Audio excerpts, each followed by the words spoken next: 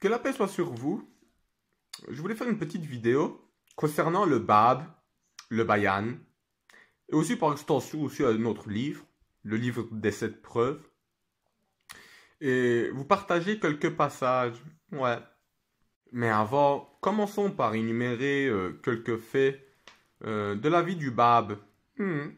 Voici donc ce récit. Il est né le 20 octobre 1819 à Shiraz. Il est mort le 9 juillet 1850 à l'âge de 30 ans. Il a été marié à une femme du nom de Khadji.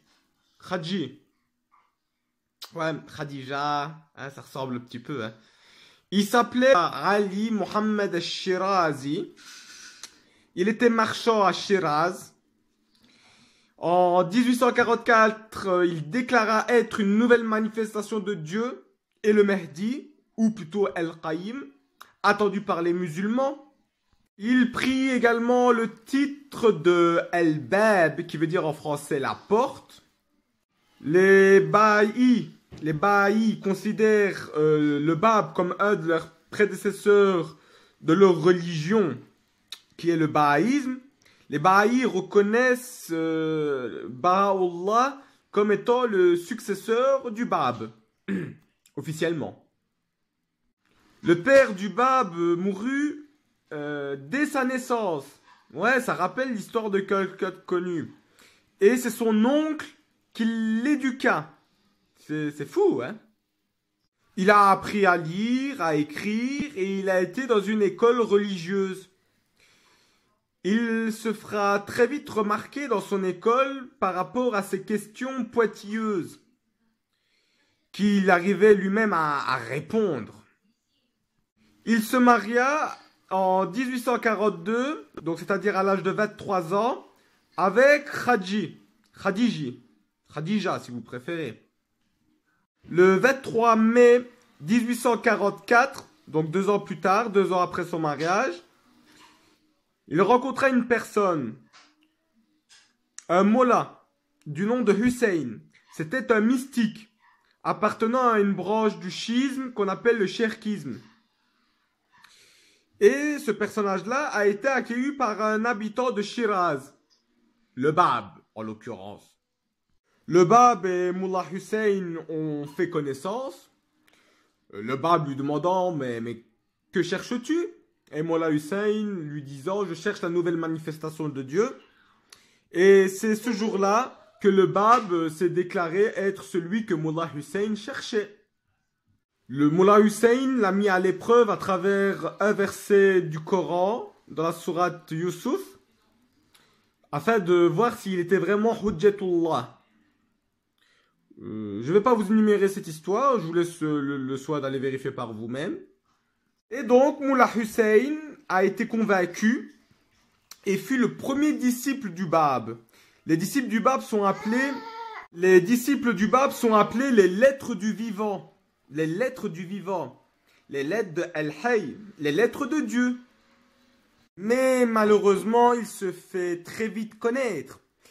Et les autorités religieuses islamiques, c'est-à-dire le clergé chiite, a mis une pression au gouverneur de Shiraz, au émir de Shiraz, en insistant pour qu'il soit arrêté.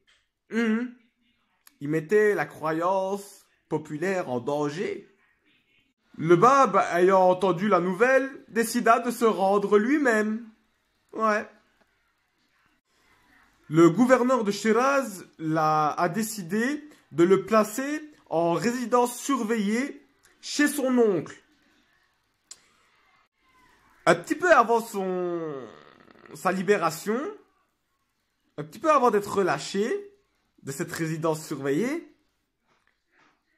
il y a une épidémie qui s'est abattue sur la ville en 1846. Eh ouais. Une fois relâché, il décida de partir à Isfahan. Et là-bas, il a attiré énormément de monde. Il a attiré une grande foule.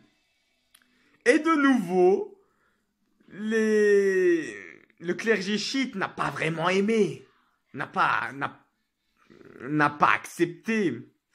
Et ils ont encore demandé une fois de plus, et cette fois-ci au Shah Mohammed Shah Qajar, de faire quelque chose, de ne pas laisser ça ainsi. Donc le Shah Mohammed Shah Qajar a demandé au Bab de se présenter à Téhéran afin de le rencontrer. Mais malheureusement, le premier ministre de Tabriz décida de l'envoyer au nord du pays. Et là-bas, il fut confiné et empêché de recevoir des visites.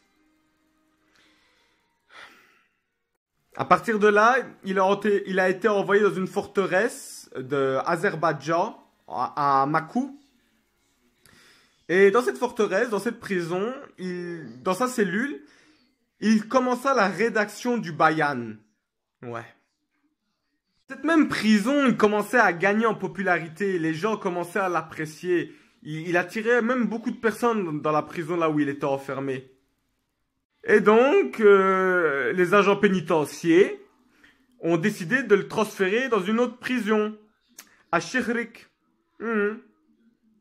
Et peu après, ce changement de prison, il fut emmené au tribunal à Tabriz pour être jugé.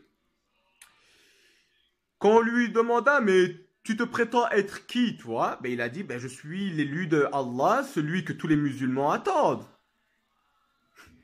Le juge a dit, bon, remettez-le en cellule, il a toujours rien compris. Pendant tout ce temps, il est resté en prison jusqu'en 1850, en 1850.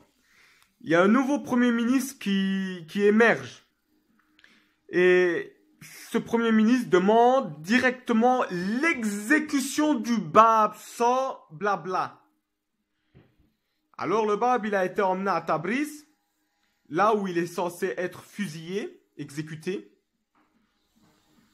Et cette même nuit, lorsqu'on l'a ramené dans la cellule, donc la nuit avant son exécution, donc la nuit avant, c'est-à-dire la nuit où il a appris qu'il allait être exécuté, et qu'on l'emmena en cellule, il rencontra sur son trajet un jeune homme du nom de Anis, et il se jeta à ses pieds. Et il a demandé de mourir avec lui. Ben, il fut arrêté et mis en cellule avec le Bab. Voilà. Tu veux mourir avec lui? Ben, on va t'enfermer avec lui. Le lendemain matin, le matin du 9 juillet, le Bab et Anis furent suspendus. Ouais. Une foule s'étant réunie et le peloton d'exécution fit feu. Et ils s'en sortirent indemnes. Ouais.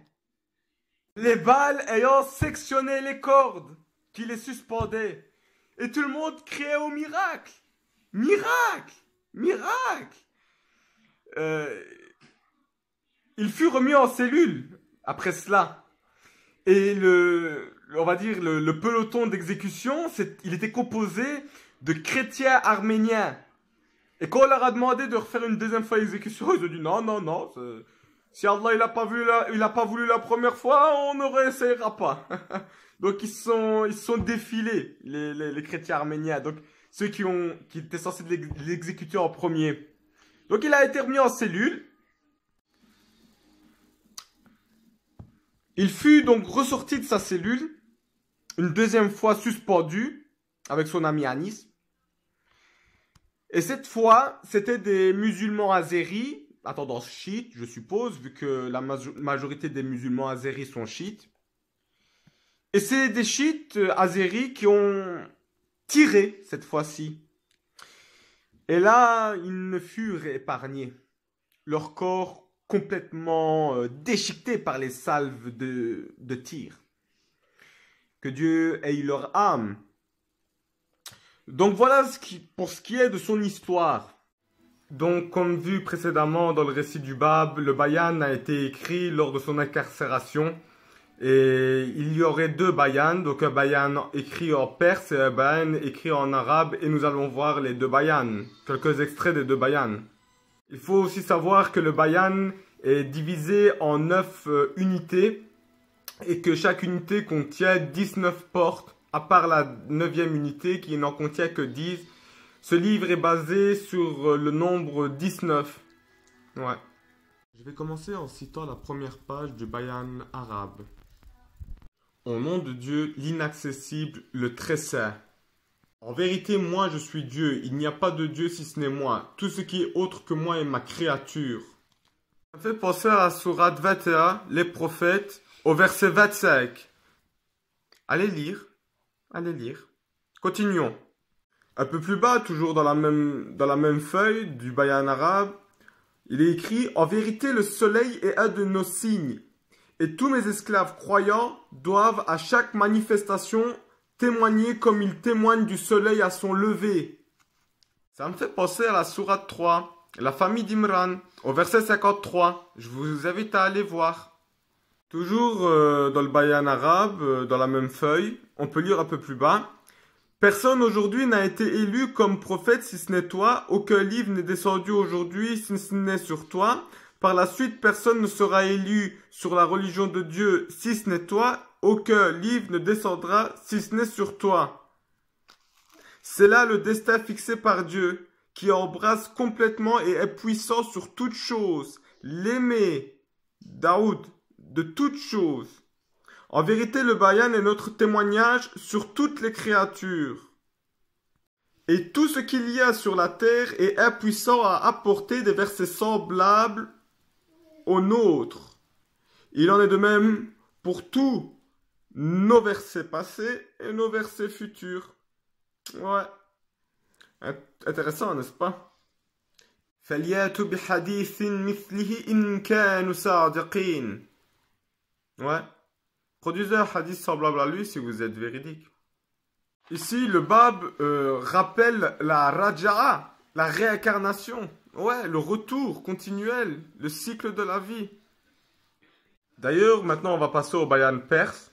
Et vous allez voir que tout au long de l'unité numéro 1, vous allez voir cette notion de Raja fort amplifiée et bien expliquée, que je vous invite à aller vérifier par vous-même. Nous allons nous concentrer sur quelques portes de la première unité.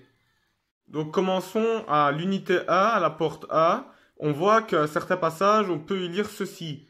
Ne regarde cette parole que comme tu regardes le soleil. Ne regarde ceux qui ont cru en elle que comme tu regardes des miroirs. Car quiconque croit à l'essence du maître des 7 lettres, son être même reçoit l'aide de l'un des noms de Dieu très haut. Ça fait penser au passage évangélique Hosanna dans les lieux très hauts, Laoul Ismail Hosana. Il est une feuille des feuilles de l'arbre. Un peu plus bas, on peut y lire, tout comme on l'a lu dans le début du Bayan arabe, il y a le verset qui est semblable au verset 25 de la sourate 21, les prophètes. Mais il y rajouta cette parole. Sache que c'est lui le miroir de Dieu et que c'est de lui que resplendit le miroir du monde visible qui sont les lettres de la vie, El-Hay. Quiconque acceptera le témoignage de la lettre de Dieu seront des lettres de la vie, des lettres de Dieu, des amis de Dieu, Awliullah. Et Waliullah, on ne peut voir en lui rien d'autre que Dieu. Les portes suivantes de la première unité mentionneront des manifestations de Dieu que je vous laisserai le soin d'aller vérifier par vous-même. Nous allons regarder à la porte numéro 5. Nous avons une manifestation et on peut y lire ceci. Dans ceci que Hassan, sur lui la paix, est revenu à la vie de ce monde avec quiconque croyait en lui ou en autre que lui. Ou une manifestation d'avant, lui. Nous pouvons voir ici dans le texte original qu'il représente Hassan par la lettre Sin. Chose très étrange. Et pourquoi il a fait ça? Apparemment, il n'y a pas d'explication. Moi, j'en ai peut-être une. Nous allons la voir par après. Donc, toujours dans la même unité, à la porte 15. Donc, c'est 5 avec le numéro 1 en plus. Il dit, dans ceci, que son Altesse, le témoin de Dieu, sur lui le salut, s'est manifesté à la vie de ce monde avec les signes, entre parenthèses versets, et les arguments, entre parenthèses hujja, sont la manifestation du poète du bayan. Nous allons voir plus tard cette notion de poète, les poètes, qui est identique au poète du Coran. Un peu plus bas, on peut lire « Le poète était éternellement dans le passé et éternellement dans le futur. Son rang premier et il est plus digne de la mention de tous les noms que les objets eux-mêmes déterminés par ces noms. Laoul Ism al-Husna. Le potier et sa... Non, ça vient de moi. Hein. Le potier et sa poterie. L'horloge et l'horloger. Le créateur et la créature. C'est un peu cette notion aussi. Hein. L'exemple de ceci est que quand le nom de la divinité est là-haut, l'Ism al-Husna, et aussi le nom du Seigneur. Hosanna, béni soit celui qui vient au nom du Seigneur très haut. Hosanna dans les lieux très hauts, comme dans l'évangile il est écrit. Et sont tous les noms. Laoul Ism al-Husna, encore une fois. Avec ceci que c'est manifesté sous les noms de divinité et de toute éternité. Et ainsi, tous les noms sont manifestés dans leurs ampleurs possibles, car c'est lui le premier au moment même où il est dernier. C'est lui le caché au moment même où il est apparent. Et c'est lui qui est nommé de tous les noms au moment même où aucun nom ne peut le désigner. Il n'y a pas d'autre Dieu que lui, le stable, celui qui reste éternellement. La ilaha illa huwa al-hayyul qayyum. Toujours dans le bayan perse, à l'unité numéro 2, à la porte 2, on va lire plusieurs choses, donc je vais faire un petit résumé. On peut lire que personne ne peut commenter le bayan, sauf celui que Allah rendra manifeste, ou celui qui aura été enseigné par celui qu'Allah aura rendu manifeste. On peut lire aussi il évoque aussi une notion de lettre élienne, ou plutôt de lettre Iliyun. Et ça renvoie directement à la sourate les fraudeurs, sourate 83, au 18e et 19e verset. Wa ma adraka ma Iliyun. Dans ce verset, il est fait notion de le livre des bons, al-abrar. On peut lire aussi qui mentionne une science de la shahada, les lettres la ilaha et les lettres illallah. Il évoque aussi un secret coranique dans cette parole. Il dit ceci. Tout le Coran se compose de 114 sourates. Chaque groupe de 6 sourates est descendu pour la gloire de chacune des lettres de la basmala. Les 6 premières sourates pour la lettre Ba et les 6 dernières sourates pour la lettre Mim. Et il dit aussi ceci. Tous les noms bons sont dignes des lumières des cœurs de ceux qui croient en lui. Tandis que tous les noms non éliyin, donc qui ne feront pas partie des personnes qui auront le bon livre en main, coulent dans l'être même de ceux qui ne croient pas en lui. Dans ce passage, il y a encore cette notion, les noms bons, Laoul Ism al-Husna, il y a encore cette notion, ça ne s'arrête pas.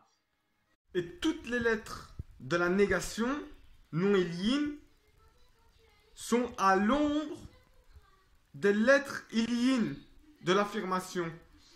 En fait, toutes les lettres de la ilaha se retrouvent à l'ombre des lettres de illallah. La négation est à l'ombre de l'affirmation. Toujours dans le bayan perse, toujours à deuxième unité, à la porte 19 cette fois-ci, on va voir plusieurs notions. On voit la notion de cadeau de Dieu, de Naël, de Noël. En plus, Noël approche. Le bayan sera, d'après ce que je vois, un cadeau pour la manifestation à venir. On peut aussi lire une petite phrase en dédicace à Jésus. « Je te glorifie, ô mon Dieu », à la manière de Jésus qui dit « Élie, Élie ». On on comprend aussi que chaque prophète est un cadeau pour le prophète suivant. Jésus était un cadeau pour Mohammed, Noé était un cadeau pour Abraham, Élie était un cadeau pour Élisée, etc. On peut y lire aussi ceci.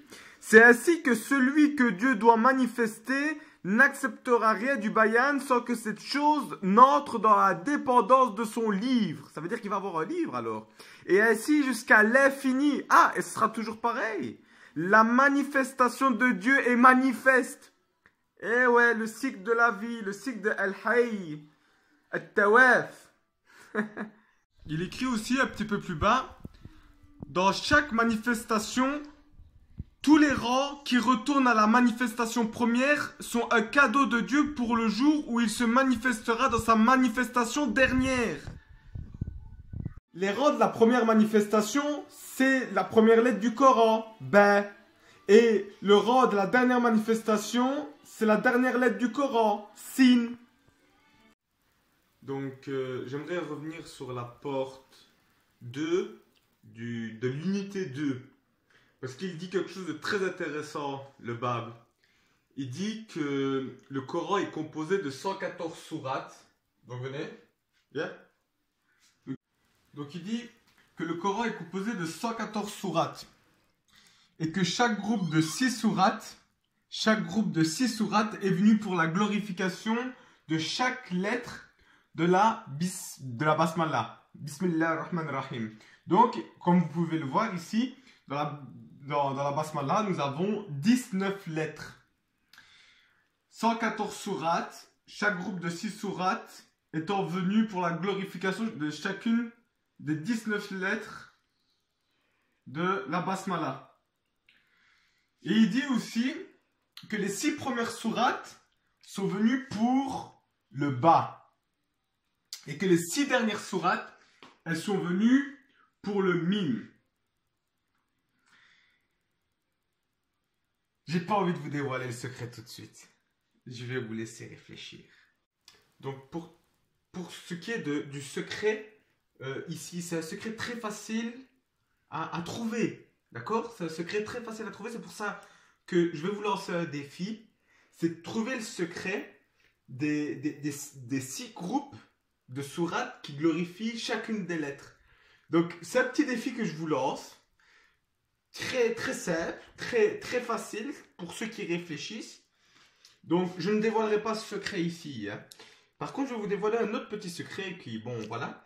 D'après la porte, donc la dernière lettre du Coran. C'est quoi la dernière lettre du Coran? C'est sin. On est d'accord? Min al-jinnati wan nas. Sin. Si nous lisons le bayan perse à la première unité, à la 5e porte, nous allons voir que le Bab dit que le salut soit sur Hassan, quand il est revenu à la vie et son autre vie, etc.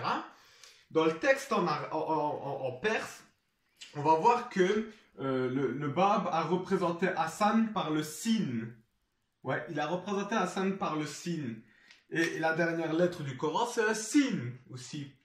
Et en fait, sin, c'est ça. Sin, si tu rajoutes le ha, ah, et le point, oh, eh ben alors, t'as Hassan.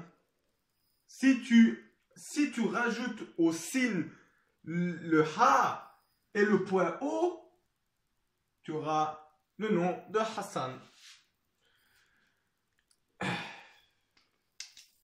Qu'est-ce que je peux dire de plus? Hein? Je pense que c'est bon là. En réalité, le sin, c'est la lettre S. Ça se prononce comme Osman, qui veut dire le jeune serpent. Mais en arabe, le nom Osman se lit Osman avec un tha, comme Tha'ban, le serpent. Les enfants d'Israël doivent savoir ce que c'est ce serpent en question. Et non, la plupart penseront au serpent tentateur. Bien au contraire, c'est le serpent d'airain. Eh oui, le serpent qui, lorsque vous le regardez, vous récupérez la vue. Voici donc un dernier témoignage qu'on peut retrouver dans le livre Les 7 preuves de la mission du Bab, à la page 32 jusqu'à la page 33. Voilà ce qu'on peut lire. Si rien ne restait du monde qu'un seul jour, Dieu allongerait la durée de ce jour jusqu'à ce qu'il suscite un homme d'entre mes enfants dont le nom sera le mien. C'est un hadith très connu. Hein? Alors, on continue. La base de l'islam est la parole du prophète. Il est juste qu'il retourne à lui. Alors Dieu a manifesté le Bab en lui accordant le même témoignage qu'il avait accordé à Mohammed. Toujours cette notion de réincarnation. Afin que pas un seul des sectateurs du Coran ne puisse conserver un doute à son égard. En effet, il est dit dans le livre sacré qu'aucun autre que Dieu n'a le pouvoir de faire descendre des versets. Or, les musulmans sont témoins que durant 1270 années, personne n'est apparu qui en produisit. Et maintenant, c'est avec ce témoignage que je suis en train de vous lire, que celui qui a été promis et que les hommes attendent a été manifesté par Dieu. Il l'a été d'un endroit auquel personne ne songeait, en la personne d'un individu auquel nul n'aurait pensé, n'ayant pas dépassé 25 ans. Eh ouais, comme ça vous savez. Et d'un rang qu'on n'a pas coutume d'honorer parmi les grandes intelligences de l'islam. Salam alaikum. La gloire vient donc à chacun suivant sa science. Or, vois sur quoi repose la gloire des ulémas.